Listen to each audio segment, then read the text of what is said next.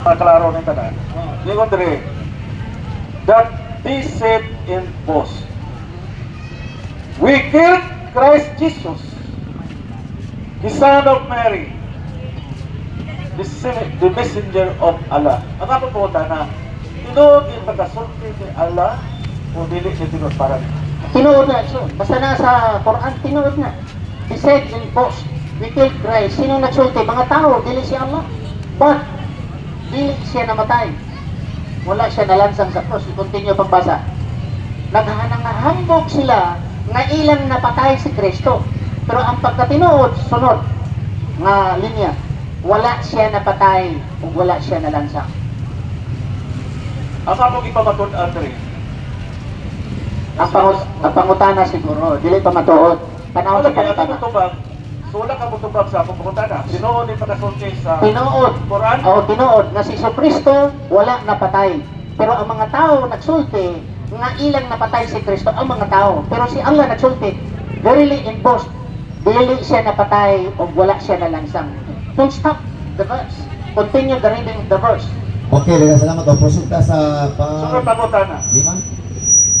Dili ba tinuod nga kining dili ba kini tinuod nga kini inyong Holy Quran tagtug-an nga si Kristo usa ka matarong tun-id usa ka maayo nga propeta?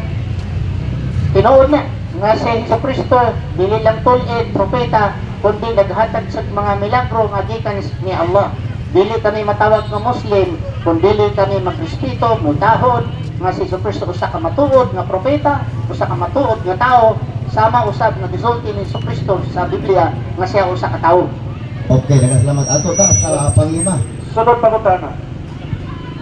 At atitido man ikaw na ang inyong Quran nagpahayag na si Kristo tun-id matarong matinud-anon nga propeta. Ang akong pangutana. Si Kristo nagpasidaan man nga siya dilansang sa cross o mamatay. Tinuod na o dili? Si Kristo nagpasidaan, dili si Allah ang nagpasidaan nga si Kristo mamatay. Pasidaan pa man. Sa ato tao, wala pa. Pasidaan pa man. Kaya among pagtuong ng mga Muslim, pagbalik ni Kristo, dili sa kalibutan, siya mamatay. Dapasidaan man siya, mamatay din siya. Dapasidaan gani, wala pa nagitabo. Okay, next question. Pangalan. Sakto na natuloy pa matutan. Sunod pangutana. Ang usa ka buhi ay inyo mangitudlo na si Kristo wala mamatay. Ang akong pangutana nga ang usa ka buhi banhawon ba ninyo o ipabanhaw ba ni Allah ang usa ka buhi? Ang usa ka buhi, di gud niya banhawon kay buhi man. Ang banhawon ni Allah katong patay. Mao sa Biblia nagsulti po sa 1 Corinthians chapter 15 nga ang mga patay buhion, pero ang kabuhi sa patay maging espiritu. Si Kristo di nang espiritu, may bukong unod man. So wala siya nabuhi. Okay, next question. Next question. Pang-last. Last question. Okay. Kaya nag-ingon ba ikaw nga si Kristo wala mamatay? Aman, daghan kayong mga sitas sa Holy Quran nga si Allah nagpahayag nga namatay si Kristo. Karon ang pangutana, kinsa man ato tuan?